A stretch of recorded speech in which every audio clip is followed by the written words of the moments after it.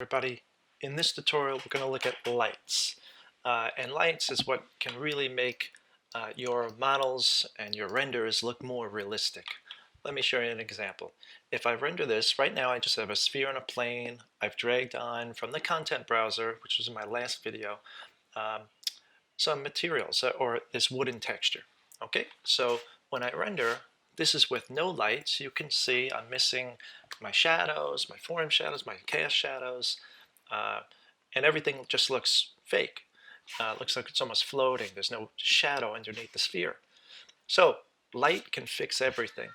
To find your light, let's go with the first light right here. I'm just going to go for the regular light bulb, the light. And right away, if things turn dark, it just means that the light is inside of the model. It's going to come down on the origin point, which is right in the middle here. So I'm going to take my move tool and I'm going to move my light up. So I can select on my light and move it up in the air. And I'm going to move it towards me and a little bit to the side. Okay, so now let's render with the light. And with the light, you can see some things are a little bit better. We're getting that form shadow, but we're still missing the cast shadow. So I'm going to click on the word light, and down below we can see we have our attributes for the light. I'm going to go right to the word shadow. And in shadow you can say, it says that it's none. See, in this world, you get to choose whether you turn on shadows or not. So I'm going to select none, and I'm going to go to the shadow, the ray traced hard shadows first, and I'm going to render. Okay, so now I have that casting shadow, but it looks a little bit fake because it's very hard edged, and that's because that's what I chose. But let's go with this softer. So if you're not seeing this down here, we can click on the word light. We can go to Shadow Maps Soft, and I'm going to render that. Okay, very good. So what I'm going to do now is I can lighten the texture a bit. Right now the density of this shadow, because we're on shadow, is at 100%, but what if I brought it down to 75% and rendered again? Okay, so now I can see some of the texture below, and you can see how this looks a lot better. The lower the shadow, or the lower the light, the more the texture, or excuse me, the shadow is going to stretch, right? So if you want less of a shadow, you can select that light and move it higher in the air.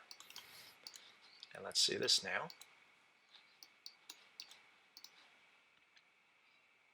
Great.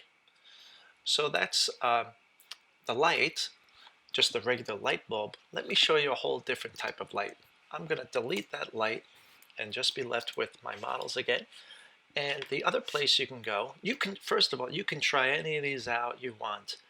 I typically go right to the floor here. If I drop down this floor and go to Physical Sky, this will add a light source up in the air that'll have a, it'll look like more of a realistic outdoor light. So let's render. I've just added it. There's the physical sky. I'm going to press render. Okay, so there's a lot of shadow.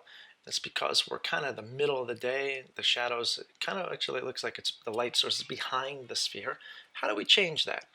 Well, one way would be to orbit around and look at it this way. But what if you wanted to see the model from this side in light? I would click on my physical sky, and there's a time and location selection here. And this, if I click the double arrow, I can move it hour by hour until the light comes around. And if you're still not getting that sun in the right spot, I can actually click on the physical sky and rotate the physical sky just so it's more in the face of your model. And then come back to time of day, which would be a morning light or at night. So here I have kind of a morning light to it. Let's just see what this looks like.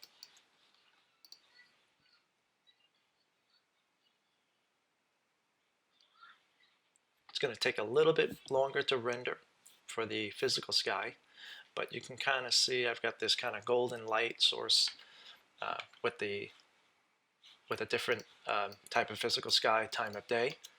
Again, you can click on this physical sky to rotate it around to make sure it's on the face of your model.